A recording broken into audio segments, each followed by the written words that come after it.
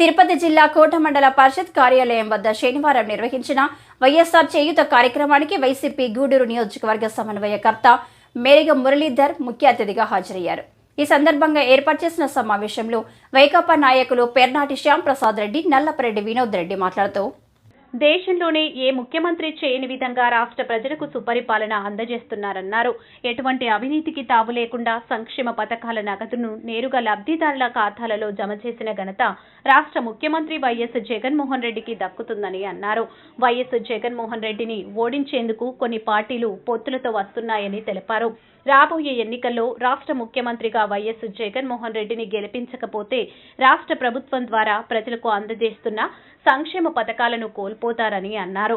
రాబోయే ఎన్నికల్లో వైఎస్ జగన్మోహన్ రెడ్డికి మరొకసారి అవకాశం ఇచ్చి రాష్ట్ర ముఖ్యమంత్రిగా వైఎస్ జగన్మోహన్ రెడ్డిని ఆదరించగలరని అన్నారు. అనంతరం లబ్ధిదారులకు 6,84,00,000 చెక్కులను అందజేశారు.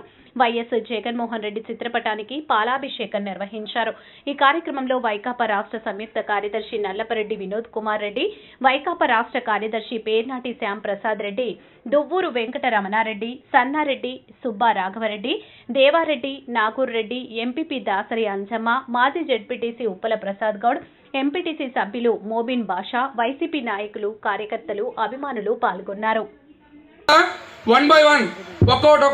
ఒక వారం మీరందరూ ఒకటి గమనించాలి.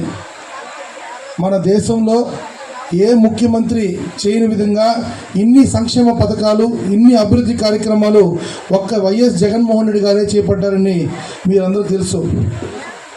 వారు ముఖ్యంగా పేద బలహీన వర్గాలకు ప్రతి ఒక్క సంక్షేమ కార్యక్రమం చెందాలనే ఉద్దేశంతో ఆయన పాదయాత్ర చేసినప్పుడు మీ కష్ట సుఖాలన్నీ కూడా తెలుసుకున్నాడు, నష్టాలన్నీ కూడా తెలుసుకున్నాడు. ఆయన ఏ పేదవాడికి ఏం చెందాలి అని ప్రతిదీ ఒక అవగాహనతో ఈరోజు 20 సంవత్సరాల ముందు ఆలోచించి మన స్కూల్స్ కానివ్వండి, హాస్పిటల్స్ కానివ్వండి, ప్రతి ఒక్కటి డెవలప్ చేస్తూ వస్తున్నారు. గతంలో చంద్రబాబు నాయుడు గారు ఎన్నో హామీలు ఇచ్చారు, కానీ ఏ ఒక్కటి నెరవేర్చలే. ఎలక్షన్ వస్తే అది చేస్తాను, ఇది చేస్తానని చెప్పాడు, కానీ ఏ రోజు కూడా అవి అమలు పరచలేదు.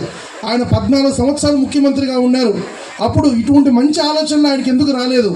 ఇప్పుడు ఏమంటున్నాడు? ఎలక్షన్ దగ్గరికి వచ్చేసరికి జగన్మోహన్ రెడ్డి గారు ఇచ్చారు, నేను కూడా కొనసాగిస్తాను, ఇంకా పెంచిస్తానంటున్నాడు.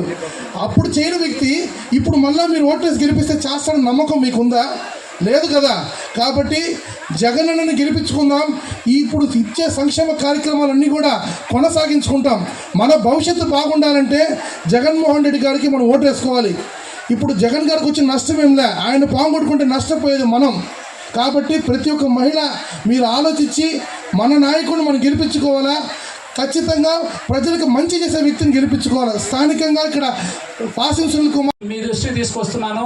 ఈ రోజు కోట మండలంలో దాదాపుగా 2,000 పైచిలకు మహిళలు ఈరోజు ఈ కార్యక్రమానికి వచ్చారు అని అంటే ఇది మా గొప్పతనం కాదు. ఇది మీరు జగన్మోహన్ రెడ్డి గారి మీద పెట్టుకున్న నమ్మకం ఏదైతే ఉందో ఖచ్చితంగా ఈరోజు ఏ పథకాలైతే మీ ఖాతాలో జమ అవుతున్నాయో ఇవన్నీ తిరిగి కొనసాగాలనంటే మనం ఈరోజు ఈ గూడూరు నియోజకవర్గానికి సంబంధించి సోదరులు మృణను గెలిపించుకుంటేనే మన ముఖ్యమంత్రి గారికి నేరుగా ఓటు వేసిన వాళ్ళం అవుతాం. కాబట్టి ఖచ్చితంగా ఏ రోజు ఎన్నిక జరిగినా కూడా నాయకులు అవసరం లేదు, కార్యకర్తలు అవసరం లేదు. మీరే నాయకులు, మీరే కార్యకర్తలుగా పోలీస్ స్టేషన్లకు వచ్చి మీ కుటుంబ సభ్యులందరినీ తీసుకొచ్చి జగన్మోహన్ రెడ్డి గారికి ఫ్యాన్ గుర్తు మీద ఓటు వేసి మీరు ఈ నియోజకవర్గానికి సంబంధించి మురళన్నను కానీ అదేవిధంగా తిరుపతి పార్లమెంట్కి సంబంధించి సోదరులు మధ్యల గురుమూర్తి గారిని కూడా ఇద్దరిని కూడా మనం గెలిపించుకొని ఈ రాష్ట్రానికి దిశ తిరిగి మళ్ళీ మనం జగన్మోహన్ రెడ్డి గారి ద్వారానే మనం సాధించుకోవాలని చెప్పి మనస్ఫూర్తిగా తెలియజేస్తున్నాం.